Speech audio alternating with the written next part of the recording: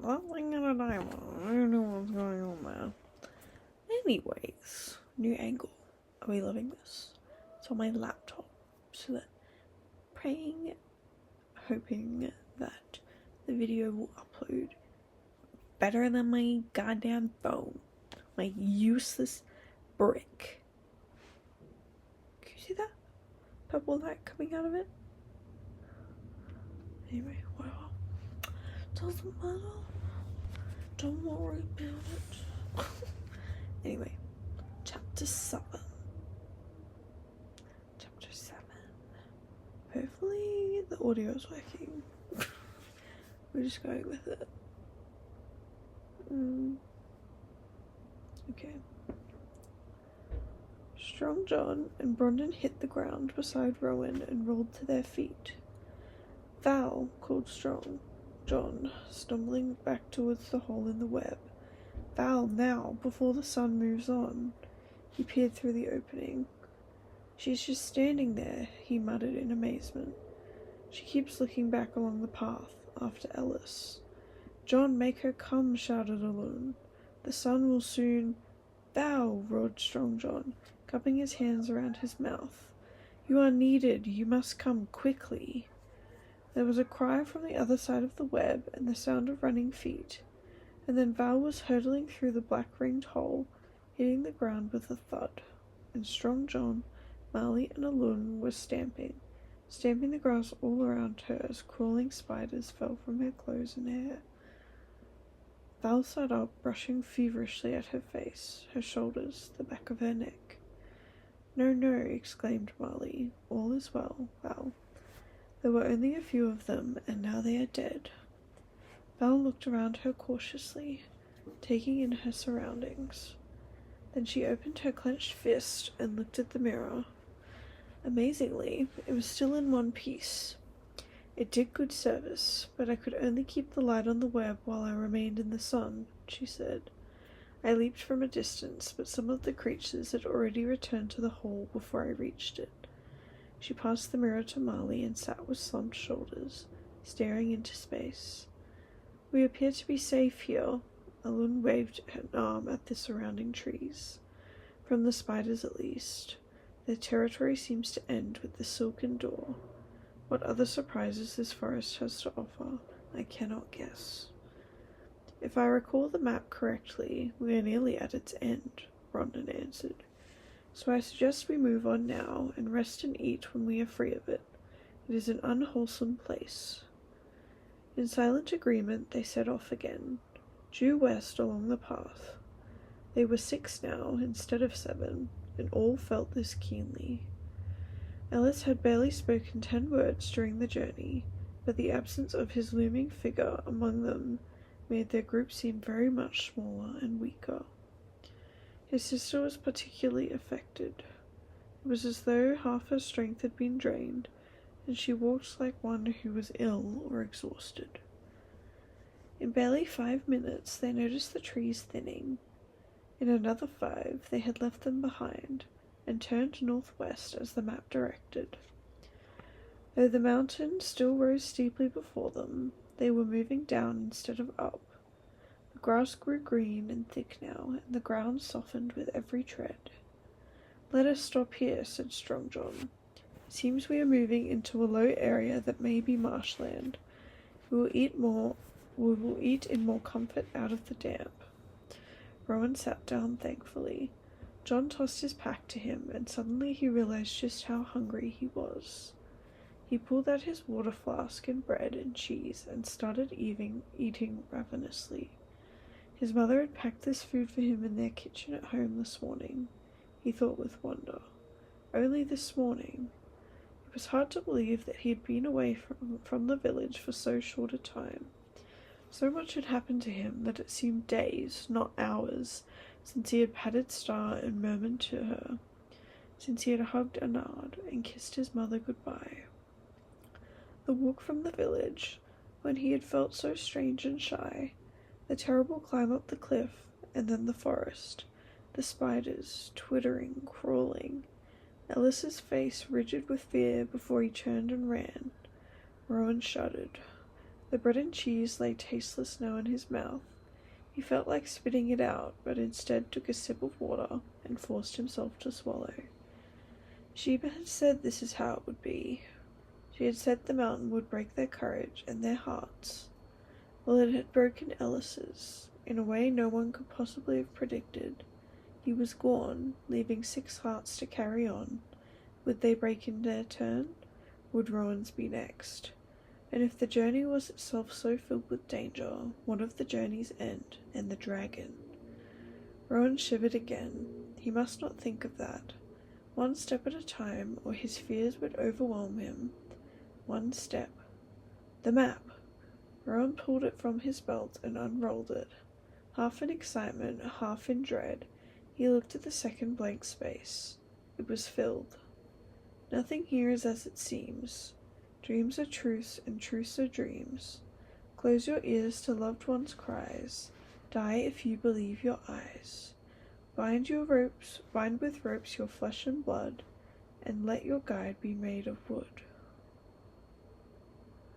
Rowan stared. The map, he began timidly. A message. In a flash, John was behind him, looking over his shoulder. Alun and Marley too came running. Brondon joined them more slowly, grumbling a little, and Val remained where she was, slumped with her back against the rock. "This verse is more confusing than the last," exclaimed Alun. "Yet we know the last was important to us," said Marley, "and this must be too." She read and frowned. "Close your ears to loved ones' cries." She glanced at Alun. "We are going again into danger, it seems." "We knew from the start," said Strong John, "that every part of this journey would be so." He rubbed his chin thoughtfully. "Bind with ropes your flesh and blood, and let your guide be made of wood." So the party leader is of importance this time. We had better decide what is to be done about that. What does made of wood mean? "Wood is hard," said Marley. "Hard, smooth, cool, bloodless," Alun put in helpfully. "Unfeeling, capable of pain, or incapable of pain." "Strong," added Brondon. "Sturdy, natural, of the earth." "Yes," Strong John rubbed his chin again. "The least emotional of our party, then. The one who can most resist the cries of others. The one with fewest ties to flesh and blood things.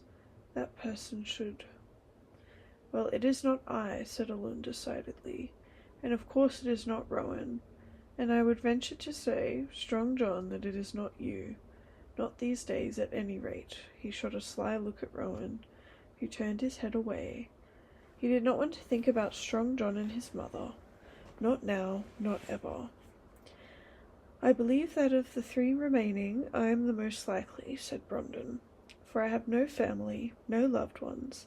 I work alone with wood, day in, day out, and find it pleasing. I believe only what I see with my own eyes. I will lead." And so it was decided. 30 minutes later, fed and rested, they were travelling once more, walking northwest by the compass. There was no obvious path now. Pleased to be leading, Brondon was in a good mood for the first time since the journey began. Val walked behind her, still strangely silent, her feet dragging. Alun and Marley came next, then Rowan with Strong John, who was again carrying the boy's pack, to balance the load. All of them stopped obediently when Brondon decreed, to help cut the limp, spiky tips from the pine-smelling trees that were growing along the way. Brondon said that later the stems could be bound together to make long-lasting torches, to replace the ones that had been lost when Ellis fled. They were still walking downhill, and the ground was becoming wetter underfoot.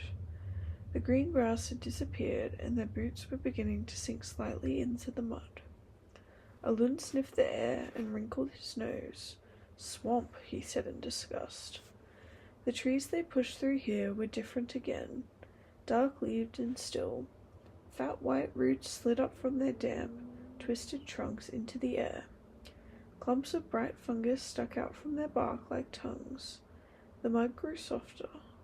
Rowan's boots splashed with every step he took, and then came the mist. Rondon bent over her compass, frowning in her efforts to guide their way as it swirled, thick and yellow-white, around them. It swirled around the trees, too, and rose like steam from the glossy mud and clumps of reeds that stretched away on all sides. As the minutes passed, it grew thicker. At last it seemed as though they were enclosed in a still, secret world, a world of mist and mud. The only sound was the squelching of their feet as they plodded on. Before them, behind them, and around them swirled the mist, changing shape and direction by its own will, it seemed, for not a breath of air stirred the trees. Then to his left, Rowan saw something moving, something large and dark. He slowed, straining his eyes to see through the mist that twisted and billowed, disguising the shape of... Rowan cried out. It was Star! Star, heaving and panting in a wallow of mud that was sucking her down. The mist cleared, and he could see her rolling her eyes in panic, thrashing her neck from side to side in the sticky, suffocating swamp. Without a thought, he leaped to her rescue, ignoring John's shout of surprise. He could hear her now, bellowing in fear, calling to him for help. "I'm coming, Star," he screamed. But the mud was sucking at him, pulling him down. He could not find a place to put his feet. There was no firm ground. He was sinking into the mud that had no ending. He cried out again and beat at the mud with his arms, and still Star called to him. The mud rose to his waist, his chest. "I have him! Pull!" Strong John's voice woke him from his dream of terror. Strong John's arms caught him under the armpits and dragged him, with a horrible sucking sound, from the mud. And Brondon and Val, holding John's ankles, hauled them both back to safety. They fell in a heap on the oozing ground. "Fool of a boy! What idiocy is this?" roared Brondon. "Star!" cried Rowan, struggling into Strong John's arms, sobbing and beating at Strong John's wet, muddy chest. "My Star! My Bookshaw! She's out there! Oh, help me! She's drowning! She's dying! Listen to her!" "There is nothing there, Rowan," Strong John spoke, slowly and loudly. "Nothing. Think, little one, think. How could Star be here? It is impossible." Rowan slowed. He fell silent. He looked out to the spot where Star had been. The mud lay still and untroubled. The mist swirled above it as before. He rubbed his eyes. It seemed so real, he faltered. "You..." Rondon began, leaning over him menacingly. "Real or not, would you endanger our lives and our quest for the sake of a dumb beast? What value is there in a Bookshaw's life compared to a human one? What madness!" "Leave the boy be, Rondon," John broke in. "You have reasons for what you say, I know, but not all share your views." "The map," Marley added quickly, as Brondon drew a sharp breath. "The map warned of this. It spoke of dreams that seemed true, and loved ones who called to you. There are spirits abroad here who do not wish us well."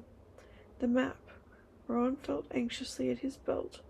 The map was still there, covered in sticky mud, but at least not lost forever. "Spirits," spat Brondon. "You have been spending too much time with your half-traveller friend, Marley the Weaver. Do not listen to his tales. You are a daughter of Rin, and should be a person of sense." Rondon scowled and turned away. Elun and John exchanged glances.